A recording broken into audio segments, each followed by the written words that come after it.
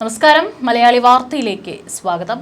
ലോകരാജ്യങ്ങളെ ഞെട്ടിച്ചുകൊണ്ട് ദിനം പ്രതി എന്നോണമാണ് ഇന്ത്യ പ്രതിരോധ ശേഷി ശക്തിപ്പെടുത്തുന്നത്. രാജ്യത്ത് നിരവധി നൂതന മിസൈലുകൾ ഇതിനകം സൃഷ്ടിക്കപ്പെട്ടിട്ടുണ്ട്. കൂടാതെ കൂടുതൽ നൂതന മിസൈൽ സംവിധാനങ്ങൾ ഒന്നിനു പുറകെ ഒന്നായി വികസിച്ചുകൊണ്ടിരിക്കുന്നു. സുരക്ഷയുടെ കാര്യത്തിൽ മാത്രമല്ല, തന്ത്രപരമായും ഈ പരീക്ഷണ ദൗത്യങ്ങൾ ഏറെ പ്രാധാന്യം അറിയിക്കുന്നവയാണ്. ഈ ആയുധങ്ങൾ രാജ്യത്തെ നിരന്തരം അസ്വസ്ഥപ്പെടുത്തുന്ന ബാഹ്യ ഭീഷണികളിൽ നിന്ന് രാജ്യത്തെ കാക്കുകയും ഒരു സംരക്ഷണ കവചമായി വർത്തിക്കുകയും ചെയ്യുന്നു. ഇന്ത്യയുടെ വ്യോമ പ്രതിരോധത്തിന്റെ നട്ടെല്ലായ ബ്രഹ്മോസ് മിസൈൽ അതിന് മികച്ച ഉദാഹരണമാണ്. ഡ്രോണുകൾ കേന്ദ്രീകരിച്ചുള്ള യുദ്ധമുറകളാണ് പുതിയ കാലത്തിലേത്. ഇതിലേക്ക് വലിയൊരു ചുവടുവയ്പ് നടത്തിയിരിക്കുകയാണ് ചൈന. നൂറുകണക്കിന് ചെറു ഡ്രോണുകളെ വഹിക്കാൻ ശേഷിയുള്ള സൂപ്പർ ഡ്രോൺ വികസിപ്പിക്കുകയാണ് ചൈന. ജിയോഷിയാൻ SS എന്ന് പേരിട്ടിരിക്കുന്ന high altitude long endurance unmanned aircraft ആണ് ജിയോഷിയാൻ. ഈ വർഷം ജൂൺ അവസാനത്തോടെ ജിയോഷിയാൻ SS എന്ന സൂപ്പർ ഡ്രോണിനെ അവതരിപ്പിക്കുമെന്നാണ് South China Morning Post report ചെയ്തത്. ലോകത്തിലെ ആദ്യത്തെ ഏരിയൽ എയർക്രാഫ്റ്റ് കാരിയർ എന്ന വിശേഷണമാണ് ജിയോഷിയാൻ ഉള്ളത്. സാധാരണ ആളില്ല യുദ്ധവിമാനങ്ങളും മിസൈലുകളും ബോംബുകളും മാത്രമാണ് വഹിക്കുക. എന്നാൽ ജിയോഷിയാന് ഇത്തരം ആയുധങ്ങളെ അതിന്റെ ചിറകിൽ വഹിക്കാൻ സാധിക്കുന്നതിനൊപ്പം പ്രധാന ബോഡിയോട് ചേർന്ന് ഇരുവശത്തുമുള്ള പ്രത്യേക അറകളിലായി ലോയിറ്ററിംഗ് മ്യൂണിഷനുകളായ കാമിഗസെ ഡ്രോണുകളും മറ്റു ചെറു ഡ്രോണുകളും ഉൾപ്പെടെ 100 ഡ്രോണുകൾ ജിയോഷിയാന് വഹിക്കാൻ സാധിക്കും. ഒരു ഡ്രോൺ മദർഷിപ്പ് എന്ന് തന്നെ ഇതിനെ വിശേഷിപ്പിക്കാം. എതിരാളിയുടെ വ്യോമ മേഖലയിലേക്ക് കടക്കുന്നതിന് മുൻപ് അവരുടെ വ്യോമ പ്രതിരോധ സംവിധാനങ്ങളെ ആശയക്കുഴപ്പത്തിലാക്കാനായി ഡ്രോണുകളുടെ കൂട്ടത്തെ അയക്കുന്ന രീതി നിലവിലുണ്ട്. എന്നാൽ ഇത്തരം ചെറു ഡ്രോണുകളെ കൂടുതൽ ദൂരത്തേക്ക് അയക്കാൻ സാധിക്കില്ല. ഈ പോരായ്മയാണ് ജിയോഷിയാനിലൂടെ ചൈന പരിഹരിക്കുന്നത്. ചൈനീസ് സർക്കാർ ഉടമസ്ഥതയിലുള്ള ഏവിയേഷൻ ഇൻഡസ്ട്രി കോർപ്പറേഷൻ ഓഫ് ചൈനയാണ് ജിയോഷിയാൻ ഡ്രോണിനെ വികസിപ്പിച്ചത്.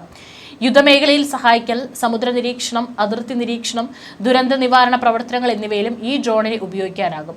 റിപ്പോർട്ടുകൾ അനുസരിച്ച് 50,000 അടി ഉയരത്തിൽ വരെ പറന്നുയരാൻ സാധിക്കുന്ന ജിയോഷിയാൻ SS-നെ പേലോഡുകൾ വഹിച്ച് 7,000 കിലോമീറ്റർ വരെ സഞ്ചരിക്കാൻ സാധിക്കും. രഹസ്യവിവരങ്ങൾ ശേഖരിക്കൽ, നിരീക്ഷണം, ആക്രമണം തുടങ്ങിയ കാര്യങ്ങൾക്ക് വേണ്ടിയാണ് ജിയോഷിയാൻ ഡ്രോണിനെ പ്രധാനമായും വികസിപ്പിച്ചത്. തുടർച്ചയായി 36 മണിക്കൂർ പകർക്കാനും 16 ടൺ ഭാരം വഹിച്ച് പറന്നുയരാനും സാധിക്കുമെന്നാണ് ജിയോഷിയാന്റെ നിർമ്മാതാക്കൾ അവകാശപ്പെടുന്നത്. $420 മില്യൺ ചൈന ഇതിനായി ചിലവാക്കിയത്. ഭാവിയിൽ ചൈനയുടെ 076 ക്ലാസ്സിൽ വരുന്ന ആംഫിബിയൻസ് അസോൾട്ട് ഷിപ്പുകളിൽ ഇവയെ വിന്യസിക്കും. സമുദ്രമേഖലയിൽ സൈനിക ശക്തി വർദ്ധിപ്പിക്കാൻ ഇത് സഹായിക്കുമെന്നാണ് വിലയിരുത്തുന്നത്. ഇന്ത്യയിൽ പ്രതിരോധ നിരയിലെ സുപ്രധാന ആയുധങ്ങളിൽ ഒന്നാണ് ബ്രഹ്മോസ്. കരയിൽ നിന്നും, കടലിൽ നിന്നും, വിമാനങ്ങളിൽ നിന്നും, അന്തർവാഹിനികളിൽ നിന്നും ഒരുപോലെ തൊടുക്കാവുന്ന ലോകത്തിലെ ഏറ്റവും കൃത്യതയുള്ളതും വേഗതയേറിയതുമായ സൂപ്പർസോണിക് ക്രൂയിസ് മിസൈലാണ് ബ്രഹ്മോസ്. ഇന്ത്യയുടെയും റഷ്യയുടെയും സംയുക്തമായ സംരംഭമായ ഈ അതിവേഗ ക്രൂയിസ് മിസൈലിന്റെ ദൂരപരിധി 800 കിലോമീറ്റർ ആക്കാൻ ഒരുങ്ങുകയാണ് പ്രതിരോധ ഗവേഷകർ. ഇതിന്റെ ആദ്യ പരീക്ഷണങ്ങൾ കഴിഞ്ഞതായും അധികൃതർ അറിയിച്ചു.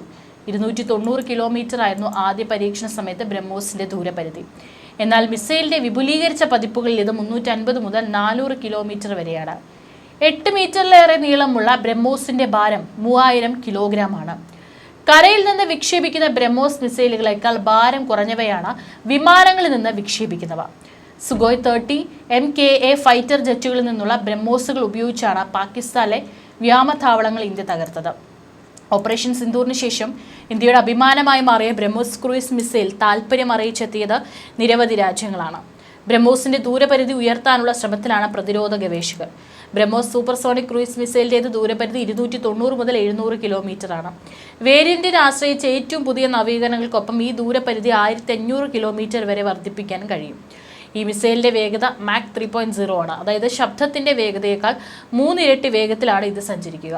ഏകദേശം 3704 കിലോമീറ്റർ വേഗതയിൽ നീങ്ങുന്ന ഈ മിസൈലിന്റെ ഭാരം 3000 കിലോഗ്രാമാണ്. കൂടാതെ ഇതിന് ആണവായുധങ്ങൾ വഹിക്കാനുള്ള ശേഷിയുമുണ്ട്. കടൽ, വായു, കര എന്നിവയുൾപ്പെടെ എവിടെ നിന്നും ഈ മിസൈൽ വിക്ഷേപിക്കാൻ കഴിയും.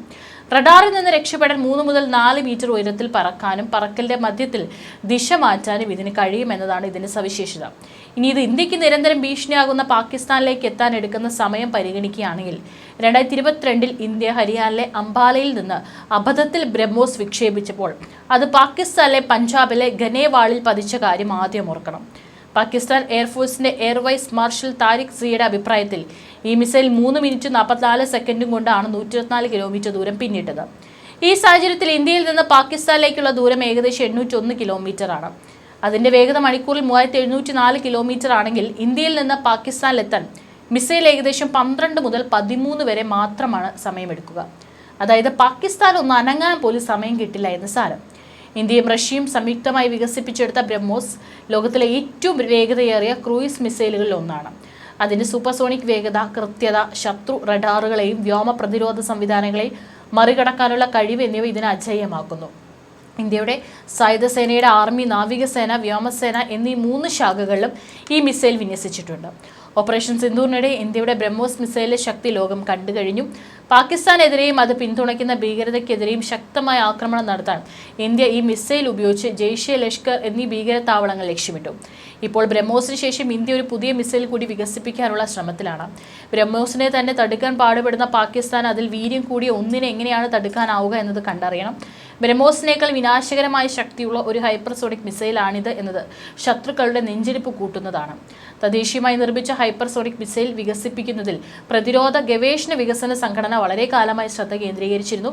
അടുത്തിടെ ഒരു അഭിമുഖത്തിൽ മുൻ DRDO മേധാവിയും മുതിർന്ന ശാസ്ത്രജ്ഞനുമായ ഡോക്ടർ സുധീർ കുമാർ മിശ്ര ഇന്ത്യ ഉടൻ തന്നെ ഈ ഹൈപ്പർസോണിക് മിസൈൽ ലോകത്തിന് മുന്നിൽ അവതരിപ്പിക്കുമെന്നും പരാമർശിച്ചു.